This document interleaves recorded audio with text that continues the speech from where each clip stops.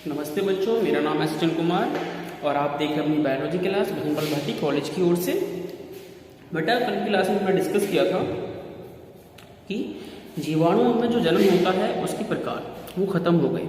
तो यहाँ तक देखो हमने कितना डिस्कस कर लिया है। हमने जो RH व्हिटेकर ने जो 5 जगत बनाए थे उनमें पहला जगत मोनेरा है, उसके अंतर्गत आने वाला जीवाणु, उसके बारे में सारी कुछ बातें पढ़ ली है। हमें पता है कि जीवाणु का नाम कैसे रखा गया। सबसे पहले उसको किसने देखा था? एंटोनी वॉन ल्यूवेनहॉक ने दांतों के खुरचे हुए मैल में उसको देखा था। ठीक है, ये जो शब्द आया है जीवाणु, ये आया था बैक्टीरियन नामक शब्द से, जो कि एक लैटिन टर्म है और बैक्टीरियन का मतलब होता है सादा क्षण। ठीक है, इसको जीवाणु नाम दिया गया था, नाम दिया था एहनबर्ग ने। इसके बाद में हमने पढ़ा कि आकार के आधार पर जीवाणु के प्रकार, जैसे गोल है तो कोकस बोला, लंबा है क्षण रूपी है तो हमने उसको बैसिलस बोला, कोमा के आकार का है तो विब्रियो कहा, और स्प्रिंग के आकार का है तो हमने स्पाइरला कहा। ठीक है, इसके बाद में हमने देखा कि जीवाणु पोषण किस तरीके से हो सकता है। एक तो है ऑटोट्रॉफिक, स्वयपोषी होते हैं, कुछ होते हैं हेटरोट्रॉफिक यानी कि परपोषी होते हैं। स्वयपोषी में हमने देखा कि 2 प्रकार के हो सकते हैं, एक तो प्रकाश संश्लेषी जिनमें बैक्टीरिया क्लोरोफिल होता है, और एक होते हैं रसायन संश्लेषी जो कि अपना भोजन बनाने के लिए कुछ रसायनों का प्रयोग करते हैं। वहीं दूसरे जो परपोषी थे उनमें हमने देखा कि कुछ मृतोपजीवी होते हैं जो मरे हुए गले पर सड़े पदार्थों पर अपना जीवन यापन करते हैं। इसके अलावा एक सेकंड,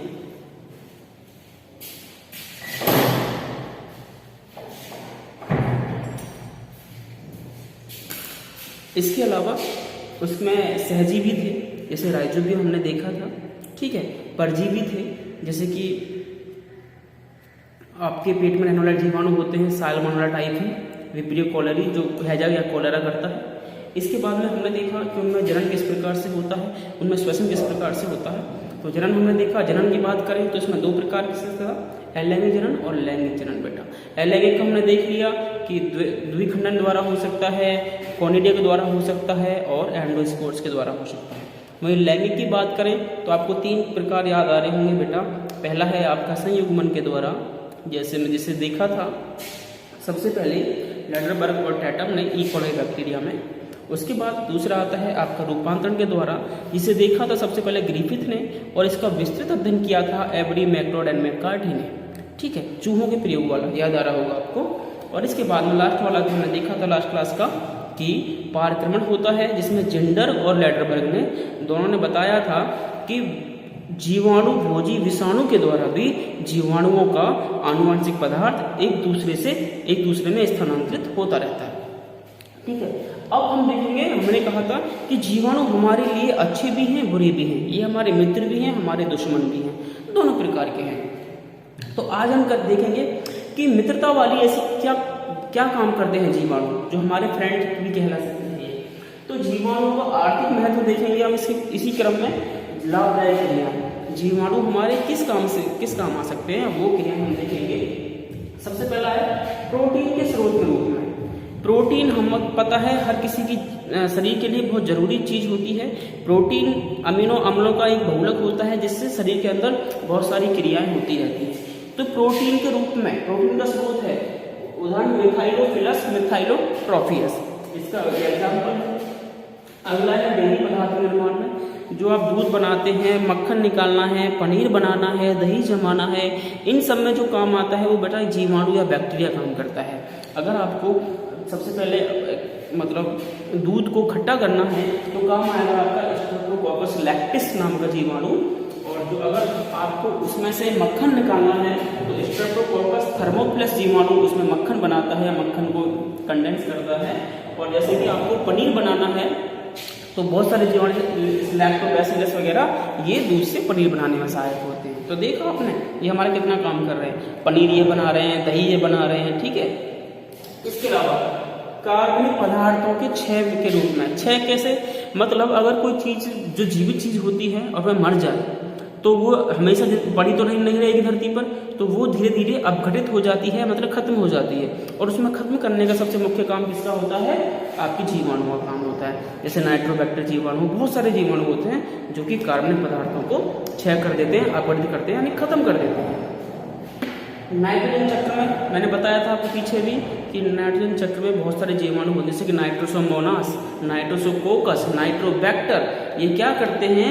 कार्बनिक पदार्थों को नाइट्रेट से नाइट्राइट में चेंज करते रहते हैं, मतलब नाइट्राइट में बदल देते हैं, जो कि जिससे कि पौधे आसानी से अवशोषित करके अपने आप को बड़ा करते हैं। और जब पौधे ग्रो करेंगे, पौधे वृद्धि करेंगे, तो हमारे लिए भी वो अच्छा होता है।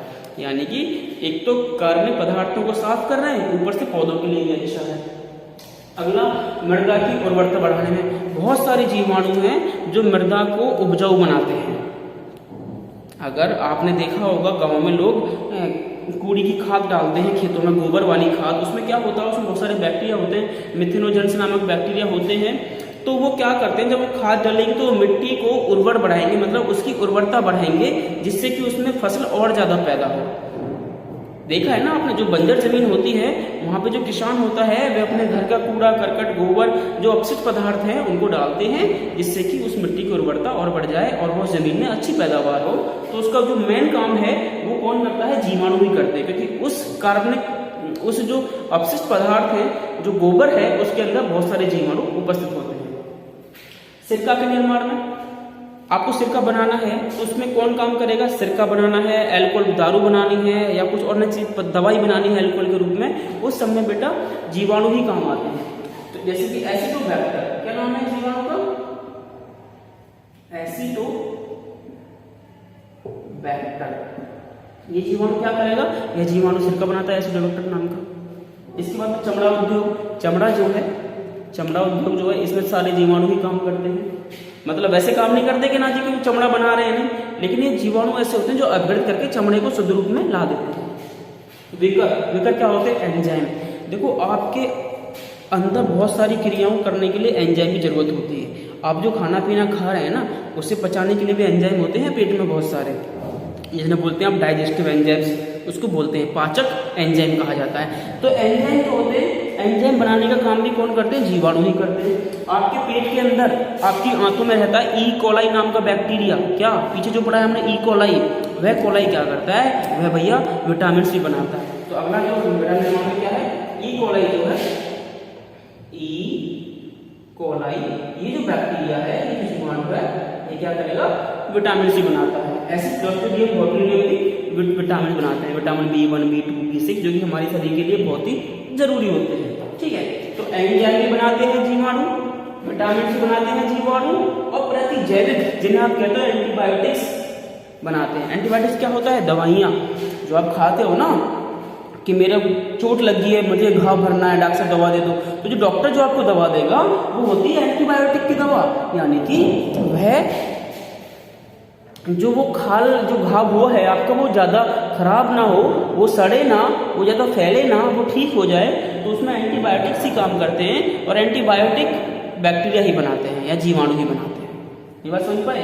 अब मैं आगे थोड़ा सा लिखूंगा कि आपको कुछ नाम याद रखने, कौन कौन से एंटीबायोटिक कौन कौन सा जीवाणु बनाता है।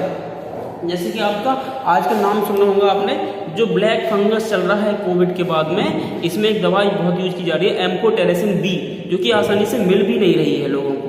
जिनको ब्लैक फंगस या वाइट फंगस हो रहा है कोरोना के बाद में, उनको उस फंगस को खत्म करने के लिए, फंगस क्या है? कवक जाति की बात हो रही है, कवक है कोई, कवक की वजह से क्या है? उनकी आंख खराब हो जाती है, सड़ जाती है। तो उस कवक को मारने के लिए एक एंटीबायोटिक यानी कि प्रतिजैविक दवा चाहिए, जिसका नाम होता है एम्फोटेरेसिन बी। और बेटा यह बनती है आपकी स्ट्रेप्टोमाइसीज नोडेसम नाम का जीवाणु है, स्ट्रेप्टोमाइसीज नोडेसम नाम का जीवाणु है, इससे मिलती है हमको। ऐसे ही जब टाइफाइड बुखार होता है तो डॉक्टर देते हैं आपको फेनिकोल कैप्सूल, पैराक्सिन कैप्सूल। इसमें क्या होता है? क्लोरमफेनिकोल नाम की दवा होती है। और इस फेनिकोल दवा को जहाँ से मिलती है, वह मिलती है हमें जीवाणु से, और जीवाणु का नाम होता है बेटा स्ट्रेप्टोमाइसीज वेनेजुएली, स्ट्रेप्टोमाइसीज वेनेजुएली। मैं आपको पिक भेज रहा हूँ बेटा, आपको ये सारे नाम लिखने हैं कि एंटीबायोटिक्स का ये नाम है, और इस एंटीबायोटिक से, यह एंटीबायोटिक हमको इस जीवाणु से प्राप्त होता है, आपको ऐसे नोट करना है। जैसे ही आप खाते हो फुंसी फोड़ा हो रहे हैं, एक दवा आती है एल्थ्रोसिन नाम की, उसका नाम होता है एरिथ्रोमाइसिन, और वह दवा जो मिलती है हमको वह मिलती है स्ट्रेप्टोमाइसिस एरिथ्रियम, स्ट्रेप्टोमाइसिस एरिथ्रियम या एरिथ्रियस नाम के जीवाणु से मिलती है।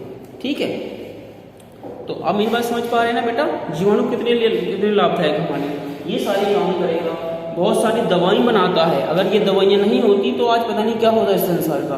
तो जीवाणु हमारे लिए बहुत ही लाभदायक क्रियाएं भी करते हैं। मैं आपको नोट्स भेज रहा हूँ, आपको वो लिख लेने हैं, नोट कर लेने हैं। ठीक है, थैंक यू।